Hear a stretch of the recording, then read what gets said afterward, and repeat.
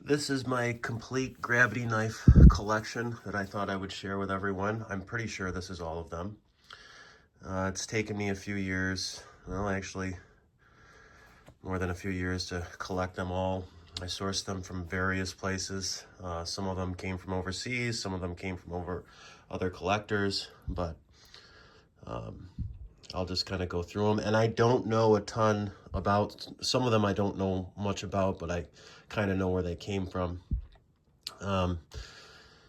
You'll find anything in here from, 1940s, all the way into the 1950s and 60s, all the way into maybe the 80s or 90s. But let's start off with this one. This is a French, I believe this was a French-made gravity knife from the 1930s or 40s. I believe it's from Saint Etienne, France. And I actually got this one shipped from France. And these get a little stiff sometimes, but it's supposed to be like that. I try not to work the mechanisms too much, because if you break the mainspring in there, it's tough to fix. You really got to have a professional fix them. So I'm not going to be retracting them too much. Here's another one that's in a bit of more rough shape. It says Eclair on it, Depose, and what does that say? Inox on there, which means stainless. But I would believe that would be French as well.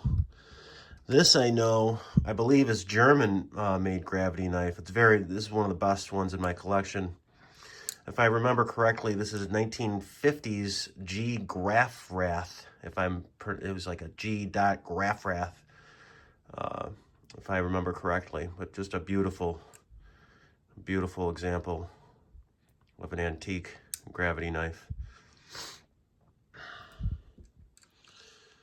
Here's another one that I would believe would be Saint Etienne from France.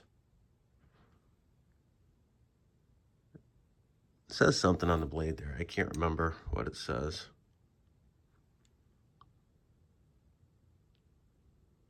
It does say France on the blade. Well, I was right. This is German, for 1960s, if I'm not mistaken. I believe it says Eichhorn on there. Eichhorn, rust-free. 1956. And it has some abbreviations on there. Really nice condition. And this one is the trap door. So it's got a cover, and you can just flip that open, and then this one's like in really nice shape and works really well. I don't even remember where I got this one. Some more really good ones. These are German, I believe. It should say that on the blade somewhere. Solingen, Germany. Anton Wingden, that's right. Anton Wingen. These would be 1960s, I believe. And this is the large one. It's harder to find these large ones. There's a lot of ones like these, which are, some of them are real and some of them are replicas floating around. But you can just see kind of like the size comparison. You always want to go, the larger ones are worth way more than these guys. These guys are much more common right here. And here's another one, really nice one. This is a Robert Kloss, Solingen, Germany. Really cool. See if you guys can see the blade there, Robert Kloss. I've actually had a couple more over the years, but that I've traded for other things, and I had a few more of these that I gave away as a gift to a couple people at one point. But this is another Anton Wingen. And this one, the previous owner put these notches on there. I don't know what it's for, maybe to get a better grip or something, but I did not do that. And then, of course, here's these, and they're all identical. Now, I do believe that this size did come out around the same time as the Anton Wingen German ones, but later in the 80s and 90s, I think Taiwan made these Eagle ones, and they were available in catalogs for some time. And every once in a while, you can find them on the internet through a dealer that comes across a box of old ones. But I actually had 5 of these at one point, but I said, why do I need 5? So I have 3 now.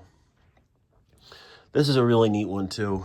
I've never seen anyone with one like this. This says Solingen on there, so I believe it would be German, but it's just like a little mini one. I'll put that right there. And then this one, the last one I'll show you, it says rust free on there. This was a good buddy of mine. Some of you probably remember him, JW Bullets and Blades. This was his.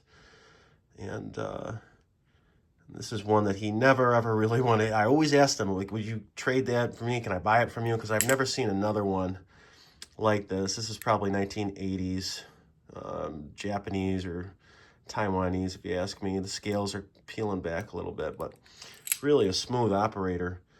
And after his death, I was able to buy this from his estate. But this is something I would never part with, just because he was a good friend of mine, and it's a good memory of him.